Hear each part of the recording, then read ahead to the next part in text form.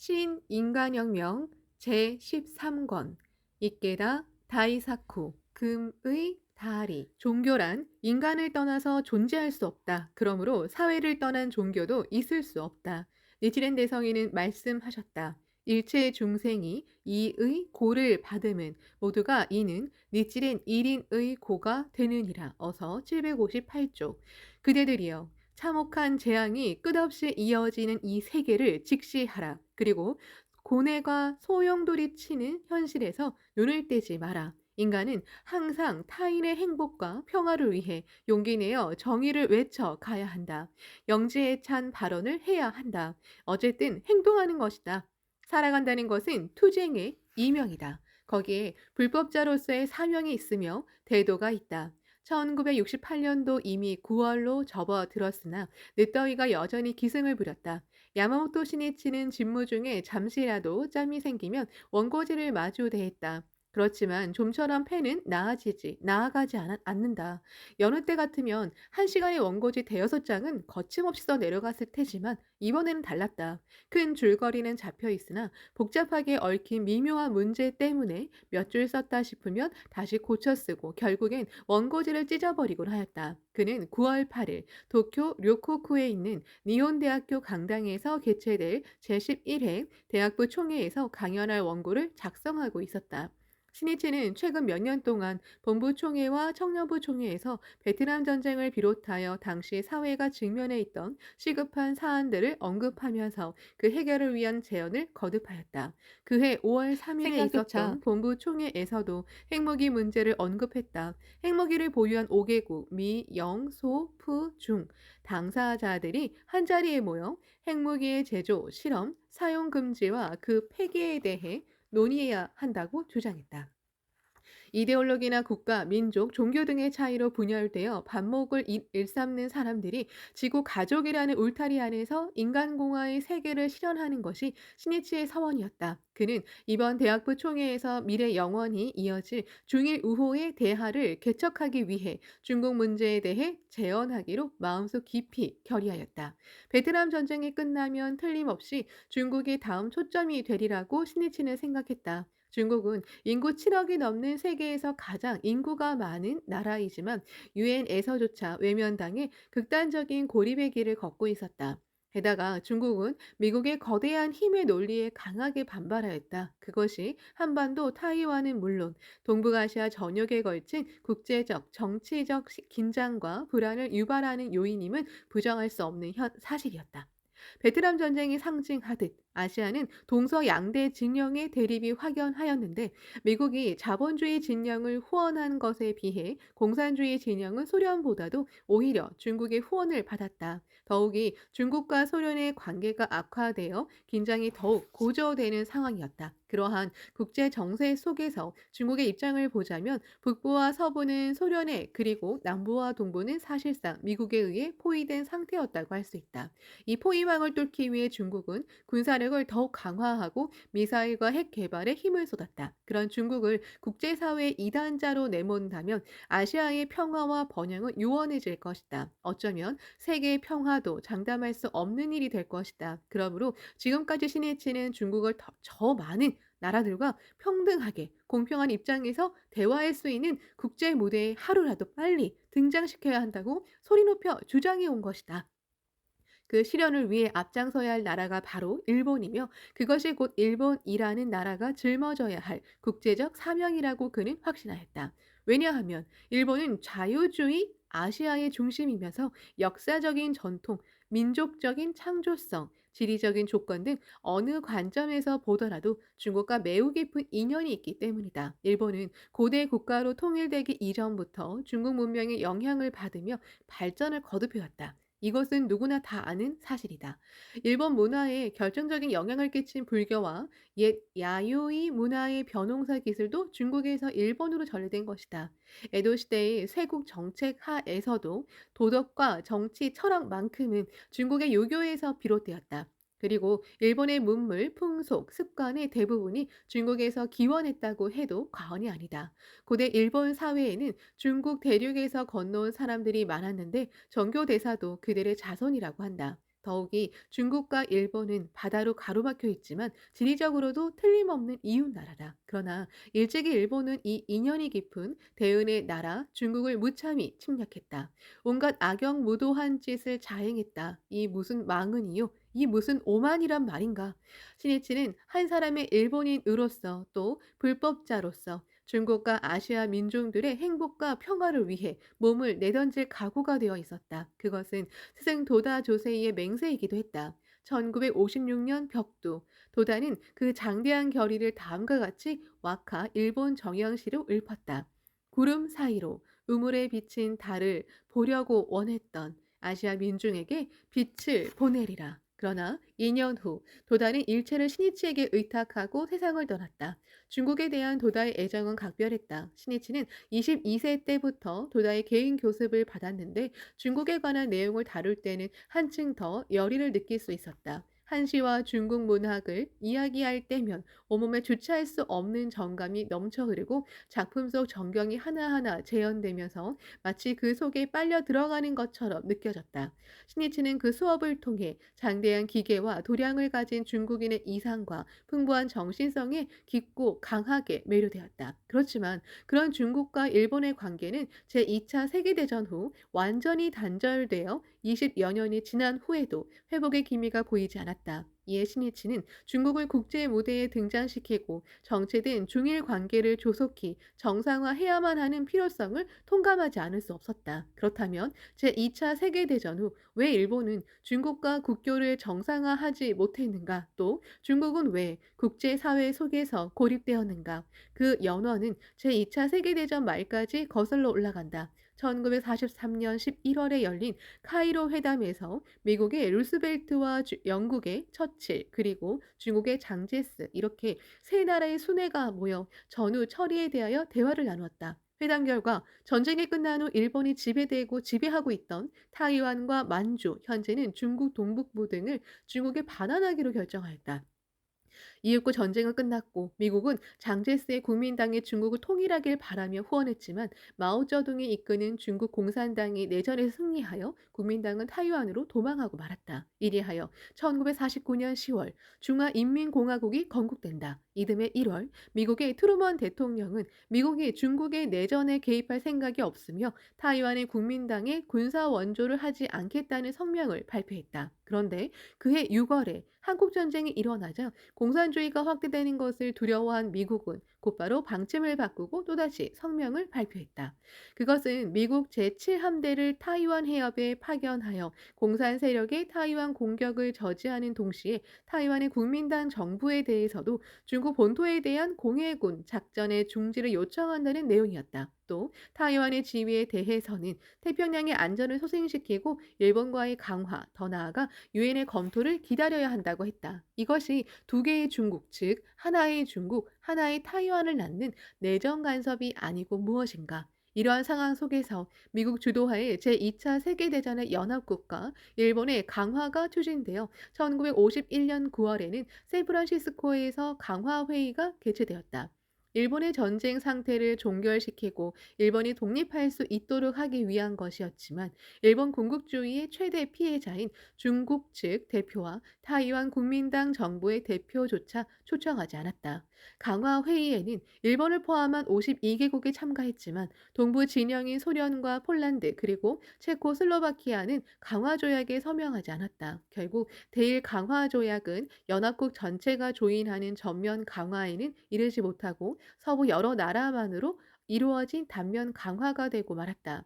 이 강화 조약과 함께 미일 안보 조약을 맺은 일본은 미국에 전적으로 방위를 의존함으로써 냉전 구도하에서 새롭게 반공 체제에 편입되었다. 한편 국제 연합은 의연하게도 타이완의 국민당 정부를 중국 전체를 대표하는 정권으로 인정해주고 있었다. 미국은 일본의 이 국민당 정부와 강화 조약을 체결하라고 종용했다. 그리하여 1952년 4월에 일본은 평화조약에 조인하게 된다. 이것이 일본과 중국의 관계가 회복 불가능하게 만든 결정적 요인이 되고 말았다.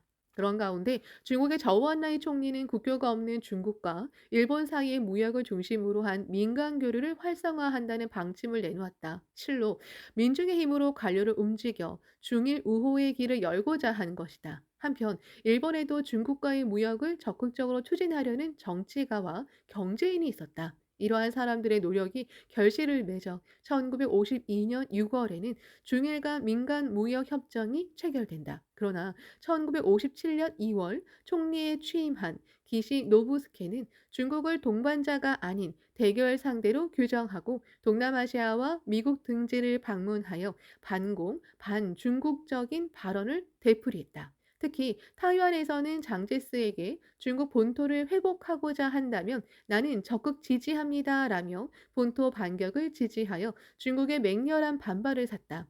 총리의 이러한 언동으로 결국 중일 교류의 앞날은 다시 불투명해지기 시작했다. 그런 가운데 1958년 5월 나가사키시의 어느 백화점에서 열린 중국 우표 전시회에서 한 남자가 회장에 걸린 중국 국기를 끌어내린 나가사키 국기 사건이 일어났다. 때마침 무역협정 연장을 둘러싸고 중국 국기의 개양 문제가 최대 관심사로 떠올랐다. 일본 정부는 일본에 새로 설치될 중국 민간통상 대표부의 중국 국기 개양을 완강하게 거부했다. 중국을 하나의 국가로 인정하지 않기 때문에 중국의 깃발을 개양하게 할 수는 없다는 것이다. 그리고 중국 국기를 나라를 대표하는 깃발이 아닌 기물로 취급하겠다는 뜻을 명확히 밝혔다. 한편 나가사키 사건을 맡은 경찰은 중국 국기를 끌어내린 남자를 곧바로 석방해 버렸다. 단지 국기가 찢어지지 않았다는 이유에서다. 중국의 입장에서 보면 국가의 명예와 존엄성에 짓밟힌 사건이다. 이를 계기로 무역 교섭은 결렬되었고 중일 무역은 불행하게도 중단되고 말았다. 중국은 중일 관계 개선 조건으로 다음과 같은 내용을 제시했다. 1. 일본 정부는 중국을 적대시하는 정책을 중지할 것. 2. 미국을 추종해 두 개의 중국을 만드는 음모에는 가담하지 말 것. 3. 중일 양국의 관계가 정상적인 방향으로 발전하는 것을 방해하지 말 것. 이상 세 가지를 정치 3원칙이라 명명하여 양국 관계의 악화를 타개하기 위한 대전제로 삼았다. 또 정치와 경제를 분리하여 경제 교류만을 용인하는 일본 정부의 정경분리 입장을 비판하며 정경불가분 원칙을 강조했다. 중일 무역 단절은 중국에서 수입한 음식 재료와 도료, 용옷 등을 취급하던 중화요리 식당과 중소기업 등 사회 전반에 엄청난 타격을 주었다. 저우 총리는 이 위기 상황을 타개하기 위해 중소기업 가운데 중국의 특정 물자를 공급받기를 희망하는 경우 우호 단체의 소개가 있으면 특별히 배려하겠다고 발표했다. 배려 물자라는 말로 당시 유행어가 되었다. 이로써 무역, 본래의 의미와 다르긴 하지만 다행히도 중일 교류의 명맥은 유지할 수 있었다. 이 격동기에 필사적으로 중일 간의 균열을 복구하려는 인물이 있었는데 그가 바로 국회의원 마스무라 겐주였다. 그는 옛 무사를 연상케 하는 신념에 찬 인물이다. 청춘 시절에 와세다 대학교에서 중국어를 공부했으며 제2차 대전에서는 중국 본토에도 가본 경험이 있었다. 또 전쟁 후에는 후생성 장관, 문부성 장관, 농림성 장관까지 지낸 정계 중진이기도 한다. 이기도 하다. 마스무라는 새로운 중국의 실정을 자신의 눈으로 확인하고 싶었으며 중일 간의 연락 담당이 되고자 중국 방문을 희망하였다. 저우 총리도 양국의 미래를 위해 중국을 방문하려는 마스무라의 의사를 존중하여 그를 중국에 초대했다. 1959년 가을이었다. 마스무라는 당시 76세였으며 그를 맞이한 저우 총리는 61세였다. 중국 방문은 전체 여정 1만 5천 킬로미터에 40여일이나 소요되는 험난한 일정이었지만 마스무라는 자진해서 중국 땅을 밟았다. 앉아만 있어서는 사태가 수습되지 않는다.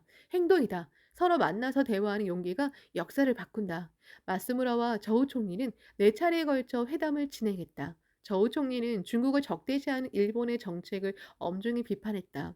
우호를 염원하는 사람으로서 그것은 당연한 일이다. 더욱이 총리는 미국의 강한 영향력 아래에서 일본이 군국주의를 부활시키는 것은 아닌지 깊은 우려를 나타냈다. 마스무라는 강한 어조로 호소했다. 현명한 일본인은 결코 그렇게는 하지 않습니다. 숨막히는 의론을 주고받았다. 진지하게 각자 자신들의 생각을 힘주어 말했다. 솔직하게 있는 그대로 의견을 활발히 교환했다. 이 대화를 통하여 두 사람은 중일 관계를 개선하기 위해 진력하고자 하는 불타는 열의와 인간으로서의 신의를 느꼈다. 말씀을 하는 미운 댐을 시찰하려고 탄 열차 안에서 중일국교 추진에 큰 힘을 발휘할 임무를 대망하는 저우 총리에게 다카사키 다스노스케를 추천했다.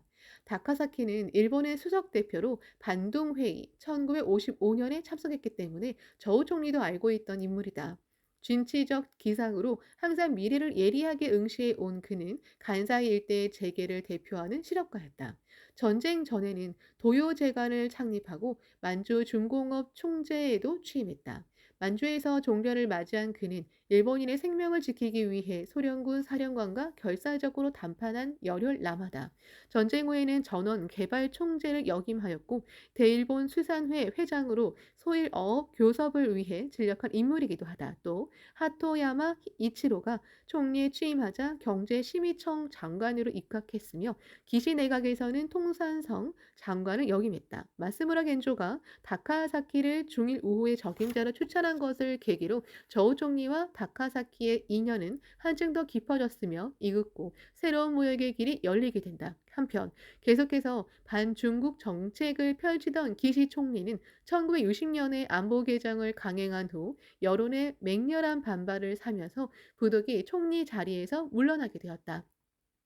그 후임으로 등장한 사람이 1960년 7월 내각 수반으로 지명된 이케다 하야토다.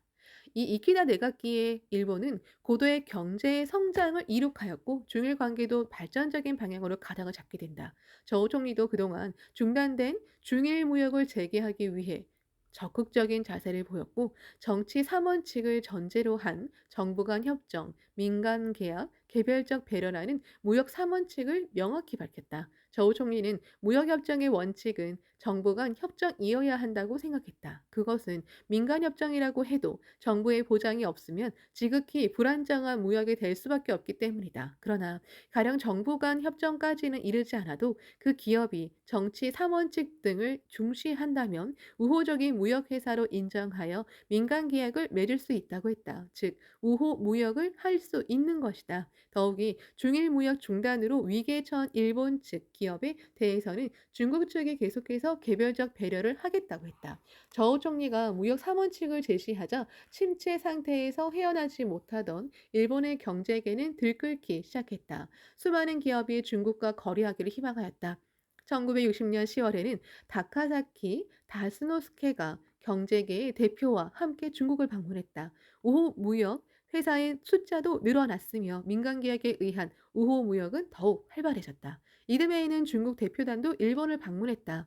1962년 9월에는 다시 마스무라 겐조가 대표단을 조직하여 무역의 새로운 흐름을 열기 위해 중국으로 왔다. 이케다 하야토 총리는 중국에 관한 모든 것을 마스무라에게 맡겼다. 중국 방문을 통해 마스무라는 저우 총리와 세 차례 회담했다. 그리하여 정치 3원칙과 무역 3원칙을 견제할 것을 확인하고 다음과 같은 합의를 이끌어냈다. 쌍방은 점진적이고도 지속적으로 정치 관계와 경제 관계를 비롯한 양국의 관계 정상화를 도모해야 한다고 만장일치로 인정했다. 다음 달인 10월에는 이 합의를 실무선에서 구체화하기 위해 다카사키가 42명의 대규모 대표단을 이끌고 중국을 방문했다.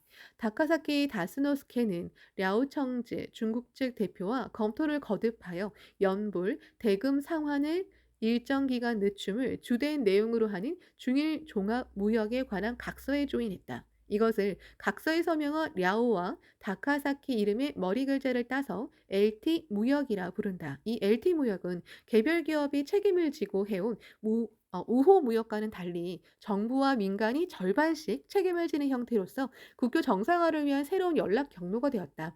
LT 무역으로 양국 간 교류는 활발해졌으며 중일 관계는 새로운 국면을 맞이하게 되었다. 이렇게 중일 우호의 역사가 새로 쓰여지는 가운데 저우 총리는 일본에서 새로운 민중 세력으로 대두하고 있는 창가케를 주목했다.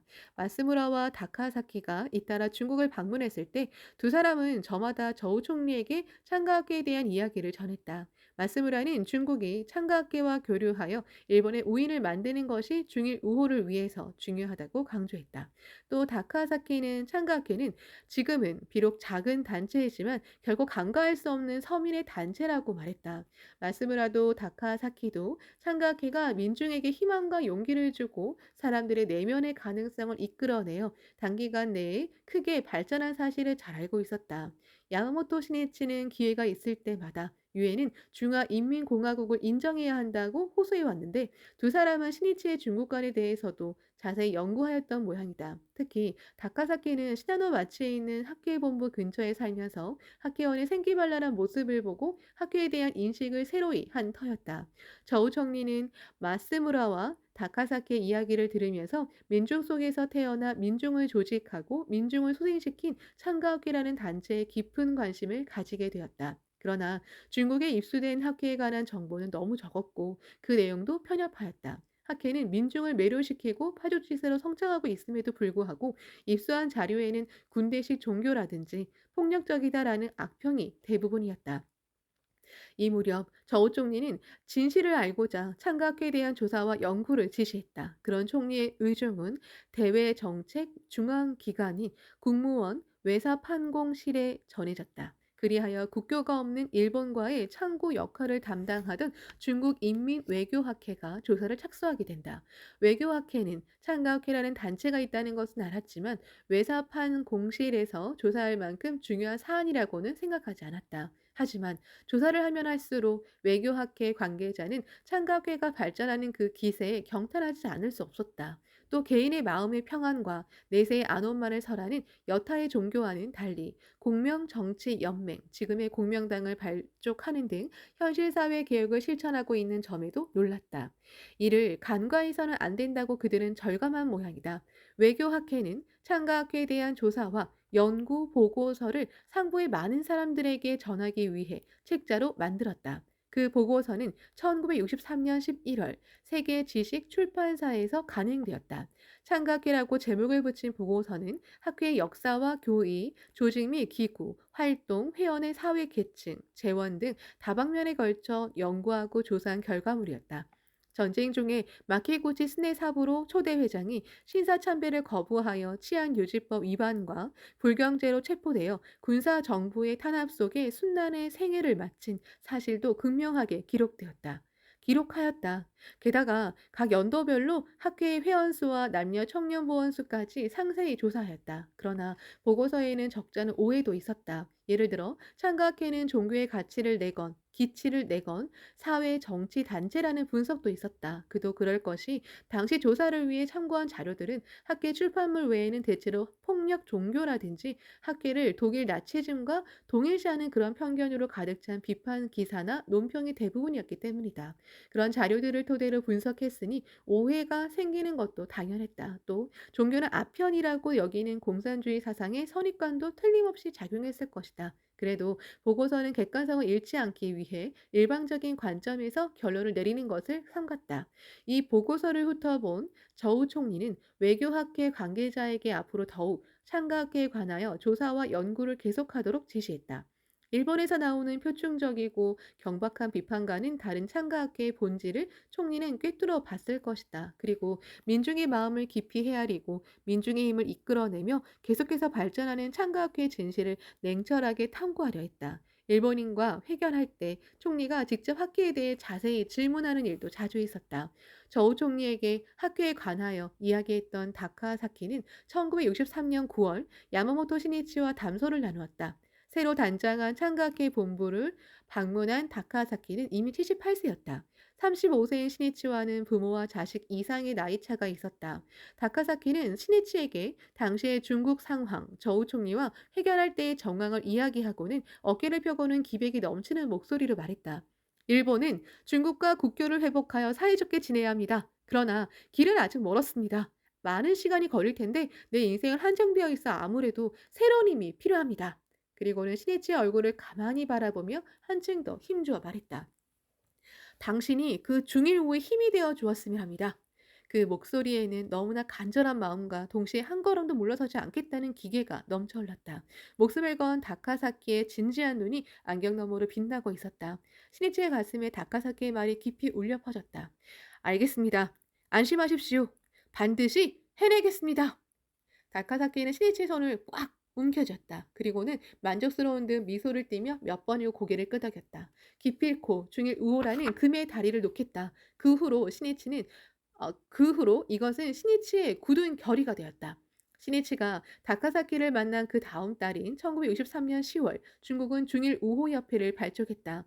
우호협회는 중국과 국교를 수립한 나라와 민간 교류를 추진하는 창구로서 중국이 설립한 기구인데 국교가 없는 일본을 위해 이렇게 우호협회를 만드는 것은 이례적인 조치였다. 중일 우호협회 명예회장에는 거모로 회장의 랴오청즈 부회장의 난한천 자오푸추가 취임했다. 저우 총리가 직접 공들여 육성한 인재들과 쟁쟁한 대일관계 전문가가 모두 한데 모였다. 또 이듬해인 1964년 4월 중일 양국의 LT 무역 연락사무소 설치와 기자교환 사항을 결정하였다. 그렇지만 다카사키는 이미 2달 전에 타계한 상태였다. 신이치는 다카사키가 이날을 얼마나 애타게 기다렸을지를 생각하니 가슴이 아프고 목이 메었다. 그 주일 연락사무소의 수석 대표로 일본을 방문한 사람이 훗날 중일 우호협회 의 회장을 맡는 순핑화였다. 어느 날 저우 총리는 순핑화에게 이렇게 말했다. 당신들처럼 중일 우호에 종사하는 사람은 어떻게든 창가학회와 교류할 수 있는 연락기구를 만들어 우인을 만들어야 합니다. 순핑화는 총리의 말을 영심하고 그럴 기회가 오기만을 기다렸다. 야마모토 신이치도 중일 우호를 위해 자신이 무엇을 할 수 있는지 끊임없이 진지하게 생각했다. 나라와 나라의 관계라 해도 영속적으로 그 우호 관계를 유지하기 위해서는 민중과 민중의 상호 이해가 바탕이 되어야 한다. 그러기 위해서는 민중 차원에서 문화와 교육을 비롯해 다방면에 걸쳐 활발하게 교류해야 한다. 그리고 그 창구를 열기 위해서는 아무래도 정치의 힘이 필요하다. 1964년 11월 공명정치연맹이 공명당으로 새롭게 출발한다. 그 창당에 즈음하여 신이치는 이런 제안을 했다. 공명당이 당의 외교 정책을 세울 때에는 중화인민공화국을 정식으로 승인하여 중국과의 국교 회복을 위해 진지하게 노력해 주기 바랍니다. 이것이 창립자인 나의 유일한 바람입니다. 이러한 신이치의 요청에 부응하여 공명당원들도 열심히 노력했다. 마스무라 겐조와 다카사키 다스노스케 등의 노력이 조금씩 성과를 거둬 중일 관계에 빛을 비추는 듯이 보였다. 그러나 그것도 잠시 중일 간에는 또다시 먹구름이 드리워졌다. 1964년 10월 25일 이케다 하야토 총리가 요양을 위해 사의를 표명했고 후계 수반으로 사토 에이사쿠가 지명되었다. 사토 정권이 출범할 무렵 베트남 전쟁의 군사 개입을 강화한 미국은 이듬해인 1965년 2월에는 북폭 월맹 공습을 개시했다. 사토 총리는 미국의 이러한 정책을 적극적으로 지지하고 안보조약에 의거하여 최대한 협력하였으며 동시에 미국의 반공 포위망에 동조하여 타이완을 중시하는 정책을 펼쳤다. 그리고는 타이완에 대한 배려 조치로 수출입 은행의 자금을 중일 무역에는 사용하지 못하게 하는 이른바 요시다 서관을 정부 방침으로 정식 채택했다. 요시다 서관이란 1963년에 발생한 중국인 망명 사건 때 일본의 대응에 격노한 타이완에 대하여 관계 개선의 방편으로 요시다 시게루 전 총리가 장제스 정권의 비서장 앞으로 보낸 편지를 말한다. 서간에는 중일 무역의 수출입 은행의 자금을 사용할 수 없게 한다고 되어 있었지만 요시다는 이미 총리가 아니기 때문에 이 편지는 개인적 차원의 의견에 불과했다. 그러나 그것을 정부가 방침으로 정하면서 수출입 은행의 자금 사용을 전제로 했던 중국과의 대형 거래는 모두 무효가 되어 중일 무역 발전에 큰 장애가 되고 생기고 말았다. 중국을 적대시하는 정책을 취한 기시 정권과 마찬가지로 사토 정권도 중일 관계에 또다시 심한 균열을 만들었다. 마스무라는 사토 정권이 이러한 사태를 초래하리라 예상하고 정부 여당 내에서 사토파와 팽팽하게 대치하고 있었다. 그러나 중일 우호를 추진하는 마스무라 그룹은 소수파여서 정권 교체 계획은 뜻대로 되지 않았다. 다카사키 다스노스케가 중일 국교 회복의 길은 멀다고 말한 것처럼 확실히 어떤 방법도 통하지 않았다. 하늘은 푸르고 구름 한 점 없이 맑게 개어 때때로 불어오는 미풍에 실록의 새 잎사귀가 살랑거렸다. 1966년 5월 어느 날 야마모토 신이치는 학교 본부에서 한 작가와 만나 대담을 나누었다. 대담 상대는 기노카와와 고개 등의 소설 작품으로 널리 알려진 아리요시 사와코였다. 여성 월간지의 계획으로 이루어진 이 대담회는 편집자도 동행했다. 사와코는 30대 중반으로 신이치보다 3살 연하였다. 3살 연하였는데 부침성 있고 천진난만하며 어린 여자아이 같은 미소가 인상적인 여성이었다. 신이치가 본부를 안내했을 때 사와코는 신이치 책상을 보고는 말했다. 어머, 이곳이 회장님의 자리인가요? 다른 분들과 함께 계시네요? 거침없고 쾌활한 성격의 소유자였다. 대담이 시작되자 사와코는 왕성한 호기심을 드러내며 마치 인터뷰하듯 잇따라 질문을 던졌다.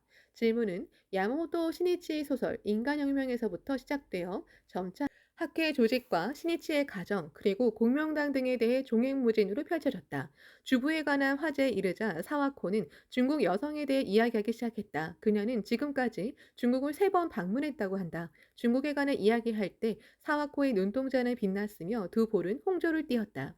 지금 중국은 엄청난 기세로 변하고 있습니다. 대다수 일본인을 생각하는 그런 어두운 이미지는 없습니다. 희망과 건설의 숨결이 넘치고 있습니다. 또 세 번째 중국 방문 때에는 반년 정도 베이징에 머물며 마오쩌둥 주석과 저우언나의 총리와도 회견했다고 한다.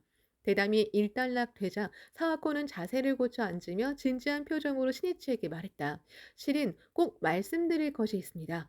중국은 창과학에 대해 매우 깊은 관심을 갖고 있습니다. 게다가 저우 총리가 주신 전원도 가지고 왔습니다. 장래 야마모토 회장이 부디 중국에 와 주셨으면 합니다. 진심으로 초대하는 바입니다. 라고 전해달라고 하셨습니다. 중대한 메시지였다. 사실 중국이 학회에 관심을 갖고 있다는 이야기는 신이치도 다카사키 다스노스케를 통해서도 들은 바였지만 간접적이나마 초대하고 싶다는 총리의 의중을 듣고서는 크게 놀라지 않을 수 없었다. 그는 정중하게 감사의 뜻을 표했다. 감사합니다. 장래 언젠가 반드시 방문하겠습니다. 후회는 잊지 않겠습니다. 이미 저우 총리는 수년에 이르는 조사와 연구를 거듭하여 창가학계의 참된 모습을 예리하게 꿰뚫어보고 있었다. 학계가 민중 속에서 일어난 단체이며 일본의 국가주의와 투쟁한 역사도 틀림없이 잘 알고 있었던 것이다. 그리고 야마모토 신이치라는 젊은 지도자의 리더십에 힘입어 학계가 최근 몇 년 사이에 크게 발전한 것이며 그가 중일 교류의 중요성을 주장해온 사실도 알고 있었을 것이다. 신이치는 드디어 본격적으로 중일 우호를 위해 행동해야 할 때가 왔음을 실감했다. 아리요시 사와코와 야마모토 신이치가 대담을 나눈 며칠 후 학회 본부에 사와코에게서 연락이 왔다. 자신의 중국인 우인이 창가학회 간부와 대화하기를 간절히 원한다는 내용이었다. 그 우인은 다름 아닌 LT무역의 주일 사무소 수석 대표인 순핑하와 광민일보 기자인 류더 요우였다. 사와코는 그들을 만난 자리에서 야마모토 신이치의 인물 됨됨이와 창가학회가 어떤 단체인지를 설명했다. 그러자 두 사람은 학회 간부를 꼭 만나고 싶다는 말을 꺼냈다고 한다. 순핑화 대표 일행은 창가학회와 교류하라고 말한 저우 총리의 조언을 이번 기회에 실현하고 싶었을 것이다. 신이치 역시 일본과 중국의 미래를 위해 교류 창구를 갖는 것이 얼마나 중요한지 잘 알고 있었다. 그리고 중국과는 앞으로 오래도록 교류를 이어가며 기탄 없이 솔직하게 대화해 가야 한다는 점에서 당연히 청년들이 만나 그 역할을 해야 한다고 생각했다.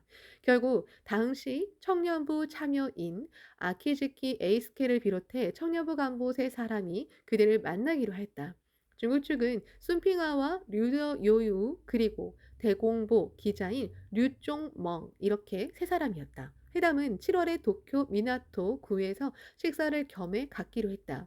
회담이 있는 날 아키즈키 일행은 출발 전에 신이치를 인사차 찾아왔다. 청년들의 표정은 굳어 있었다. 매우 긴장하고 있는 듯했다. 신이치는 미소를 지으며 말을 꺼냈다. 여러분 모두 아주 무서운 얼굴을 하고 있군요. 그래서야 마음을 터놓고 대화를 나눌 수 있겠습니까? 예, 솔직히 중의로는 무척 중요하다고 생각합니다.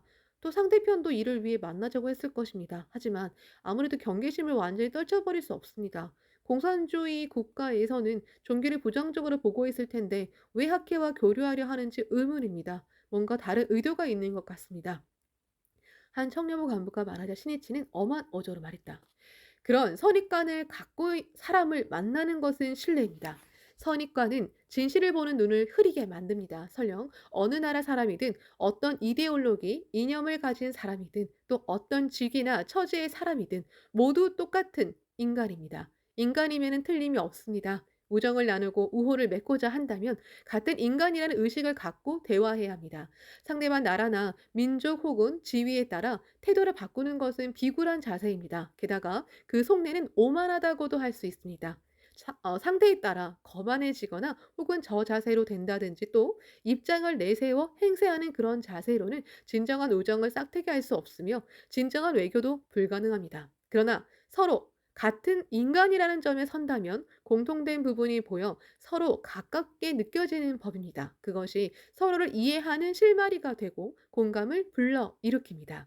나는 학회원인 부인부 한 분을 만날 때나 세계적으로 유명한 식자를 만날 때나 언제나 똑같은 인간으로 대해 서로 이해하려고 노력합니다. 그렇기 때문에 나는 상대가 누구든 두려워하지 않으며 얕보지도 않습니다. 그래야만 솔직한 대화가 가능합니다. 서로 마음도 통합니다. 공감하고 진심으로 존경할 수 있습니다. 청년들은 고개를 끄덕이면서 진지한 표정으로 신이치의 이야기에 귀를 기울였다. 이런 일은 여러 번 겪어보기 전에는 잘 모를 테지요. 아무튼 오늘은 긴장하지 말고 청년으로서 솔직하게 의견을 교환하고 오는 겁니다. 신이치는 이렇게 말하며 그들을 배웅했다. 회담 자리에서는 먼저 아리요시 사와코가 양쪽의 멤버들을 소개했다. 아키즈키 에이스케 일행은 중국 측 참석자가 생각보다 훨씬 젊은 것에 놀랐다. 대일본 교류 창구라는 중책을 맡은 LT 무역 주일사무소 수석 대표인 순핑황의 나이는 아직 50세 전이었다. 또 두 기자는 아키즈키보다도 젊게 보였다. 학회 간부의 평균 연령도 젊다는 말을 들어왔지만 중국에서도 젊은 힘이 일어나고 있다는 사실에 아키즈키 일행은 이 나라의 미래성을 느꼈다. 쌍방은 서로 오해를 사지 않을까 염려해서인지 신중하고 긴장된 분위기 속에서 회담을 진행했다. 그 와중에도 학회 청년들은 이번 기회에 중국에 대해 배우겠다는 마음에서 단도직입적으로 의문점을 짚어나갔다. 현재 중국의 사회 상황과 청년들의 모습 등을 이야기하면서 서로 마음을 터놓게 되었고 때로는 활발히 의견을 주고받기도 했다. 이날 회담은 간담회 성격이었지만 학회 청년부의 대표와 중국의 대표가 처음 만나 서로를 이해하기 위해 의견을 교환한 매우 의의 있는 회담이었다. 본부에 돌아온 아키즈키 에이스케 일행에게 보고를 들은 신이치는 말했다. 역시 처음엔 분위기가 딱딱했군요. 첫 대면 때에는 서로 긴장하고 있는 만큼 딱딱한 분위기를 누그러뜨리는 것이 중요합니다. 그것을 가능케 하는 것이 웃는 얼굴입니다. 그리고 맨 처음에 무엇을 말하느냐가 중요합니다. 감사하는 듯한 따뜻함이 있고 상대를 편안하게 만드는 그런 유머와 위트가 담긴 말을 건네는 겁니다. 아마 여러분은 벌레라도 씹은 듯한 얼굴로 뺨에는 경련을 일으킨 채 인사를 했을 테죠. 모두들 면목이 없어서 고개를 떨구었다. 그리고 타인을 만날 때에는 상대가 어떤 경력을 갖고 있으며 그 가족 구성원은 어떠한지 등등 그의 주변적인 것들도 알아두는 노력을 해야 합니다. 그것은 예의이기도 하며 섭외의 기본이라고 할 수 있지요. 입장을 바꿔 여러분이 자신을 소개했을 때 상대방이 당신에 대해서는 잘 알고 있습니다. 이러이러한 경력도 있으시죠? 라며 자신의 업적을 알아준다면 어떤 기분이 들겠는가? 이 사람은 나에 대해 이런 점까지 알아주다니라며 감동하게 될 것이고 쉽게 마음을 열 수 있을 겁니다. 그것이 흉금을 털어놓는 대화를 나누기 위한 첫걸음입니다. 그렇기 때문에 나도 누군가를 만날 때에는 늘 그렇게 하려고 최선을 다하고 있습니다. 만나는 분의 저서가 있으면 훑어보고 혹 그분에 관한 인터뷰 기사는 없는지 가능한 모든 자료를 수집해 머릿속에 넣어둡니다. 스니치는 훗날을 위해 청년들에게 외교에 임하는 자세를 말해두고 싶었다. 그리고 중국처럼 일본의 지배를 받은 가슴 아픈 역사를 가진 나라의 사람들을 접할 경우 우리는 먼저 그 역사를 올바르게 인식하고 있어야 합니다. 아시아에는 과거 일본군에게 육친이 학살되고 집이 타버리거나 약탈당한 나라가 많습니다. 그 나라 사람들에겐 영원히 잊지 못할 분노와 비애, 굴욕이 혼에 각인되어 있습니다. 그런데도 일본인은 태도가 애매모호합니다. 게다가 젊은 세대도 그런 과거사를 알려고 하지 않습니다. 그러면서 일본인은 오로지 경제력을 뽐내며 아시아 여러 나라 사람들에게 오만하고 방자하게 굽니다. 이래서는 진정한 신뢰도 우정도 생길 리가 없습니다. 어느 누가 그런 나라, 그런 사람과 친분을 맺고 싶겠습니까? 우선은 역사를 올바르게 인식하여 아시아 사람들이 겪은 아픔과 괴로움을 이해해야 합니다. 그 마음을 어루만져 줘야 합니다. 그렇게 하면 일본인으로서 반성하려는 마음도 생기겠지요. 당연히 사죄의 말도 나올 겁니다. 그것이 중요합니다. 이쪽이 인간으로서 양심이 있고 진실하다는 것을 알아야 상대에게도 비로소 신뢰가 생겨나기 때문입니다. 나라와 나라의 외교라 해도 전부 사람들 간의 신뢰에서 시작됩니다. 그렇기 때문에 우리는 일본이 어떤 정책을 세워도 중국 사람들과 항상 인간성 대 인간성의 접촉을 소중히 하며 인간으로서 성의 있는 외교를 해야 합니다. 한편 사토 정권은 그 후에도 중국을 적대시하는 정책을 강화했다. 1967년 11월 미국을 방문한 사토 총리는 존슨 미국 대통령과 합의한 공동 성명에서 다음과 같이 발표했다. 중국 공산당이 핵무기 개발을 추진하고 있다는 사실에 주목하여 아시아 여러 나라가 중국 공산당의 위협에서 벗어나는 것이 중요하다는 점에 합의했다. 중국은 사토 정권의 자세를 엄중히 비난했다. 중국 내에서도 프롤레타리아 문화 대혁명이 맹위를 떨치며 몹시 흔들리는 분위기였다. 문화 대혁명은 혁명 정신을 영속화하려는 의도에서 출발하였으며 문예와 역사학을 비판하며 수정주의, 자본주의로 기울어져 가는 경향을 개혁하겠다는 것이다. 1966년 급진적인 학생들이 홍위병을 조직하자 그 움직임은 일거에 과격해졌다. 홍위병은 구사상, 구문화, 구풍속, 구습관이라는 사고타파를 내걸고 격심한 문화 대혁명의 폭풍을 일으켰다. 홍위병이라 해도 연소자는 13세 정도의 소년소녀였다. 그 문화 대혁명의 제일보는 반동적이고 부르주아적인 옛 지명들을 바꾸는 것에서부터 시작되었다. 번화가인 왕푸징대로는 혁명대로로 고쳐 쓰여지고 공산주의 대도라든지 미국 제국주의를 멸한다는 의미에서 멸제로라는 거리 이름이 생겨났다.